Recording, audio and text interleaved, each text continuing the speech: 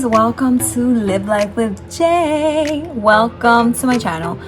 Today I want to be transparent with you guys and share our debt-free journey. It's a journey because we're not debt-free yet. So yeah, I want to tell you kind of like where we started and where we're still going and where we are. Like, yeah, where we are. Why not be transparent with you if I'm trying to share financial deets, right? Okay. The first thing we did when we started our journey is work on a starter emergency fund. So at that time, we were following Dave Ramsey's baby steps, and it was important for us to just have a starter emergency fund because we never really had an emergency fund before.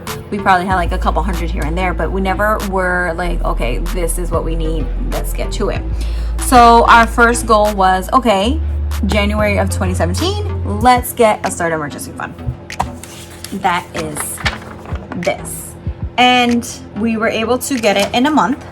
And I do have a video on what's a starter emergency fund here if you want more details, and I believe I do talk about how I got to 1,000 so quickly. But real quick, since you're here, we sold a lot of things in our house, furniture, things that we didn't need. At that time we put the things on offer up. I don't even think Marketplace was like popular at that time, so we did offer up, sold a lot of things on there. I held a flea market. I was couponing at that time, so I sold a lot of my couponing products, and just there alone made over $300. So with that, we reached about $700 very quickly. We did. So unfortunately, during our start emergency fund, my car needed to get fixed and it cost about $400, but thank God we had an emergency fund because it covered it. So right when that happened, income tax came in and we just fully funded our start emergency fund. And so yeah, I mean, we would have probably been selling more stuff, but thank God that happened and we were able to do that. So that was our first goal, was emergency fund number one. Then the next step was, okay, let's start working on our debt. So I've stated in previous videos that we split our debt into two separate ones: student loan and everything else. And we split it into two because we were working on saving for a home at the time, a car, and furniture. I kind of said we were at Dave Ramsey's baby steps at that time, but then it came to a point that we had to do what was working for us. They call it Dave-ish. Okay. But to me, as long as you are still working yourself and doing what you gotta do, you're good. So, February 2017, after $1,000 emergency fund, we started working on our debt. I'm gonna tell you, specifically like credit cards and stuff that was on it. We had 9 credit cards on this debt. We had a car lease on it that we had to finish paying. We had a medical debt and a small student loan that was left over. And this totaled almost to $38,000. The longest part for us was paying the lease because we were still doing it monthly, and then we were saving for a car and we were saving for a home. So we did this last portion all together at one time. So it's really hard to explain, but the bottom half here, before getting there, we were able to pay off about $25,000 in 17 months. We did that there, and then 19 months we paid off the lease. We turned it in. We paid $9,000 for a car. We paid for a down payment for a home and our furniture, probably an additional $18,000. So that's me being transparent. So within 36 months we paid off $40,000 in debt. Then we did $40,000 in savings, and that's what we were able to do. I'm sorry my calculations are wrong because I'm trying to do it at the top of my head. So this was our first part of our debt. So part 1, part 2, and then I think I even have the sinking fund from when we were saving for the car. So that's here too. So I kept track of everything to make sure what we were doing. And then I even have the amount that we needed down payment for a home. So we had just did honestly the minimum that we can do at that time. And then here I even have house items and how much we needed for that. So I make sure that I kept track of everything. I am not even lying. And then in the process of that, after that, we wanted to save for yard stuff 2020, because now we have a new home. Save for yard stuff. I saved for that. Because we had a bigger home and more expenses, we decided to increase our starter emergency fund, and we increased it to $4,000 for now. It's 1 month of savings in case one of us lost our job. That's what that is. So I'm showing you all my stuff there, being very transparent with you guys. So our next step, transparency at its best. Our next step is, this is our official last debt. So transparency. In the process of moving into our home, my little baby, my car that I had for 15 years was given up. And we're like, oh my gosh. So when you guys watch TikTok, I'm like, oh no, oh no, oh no, oh no.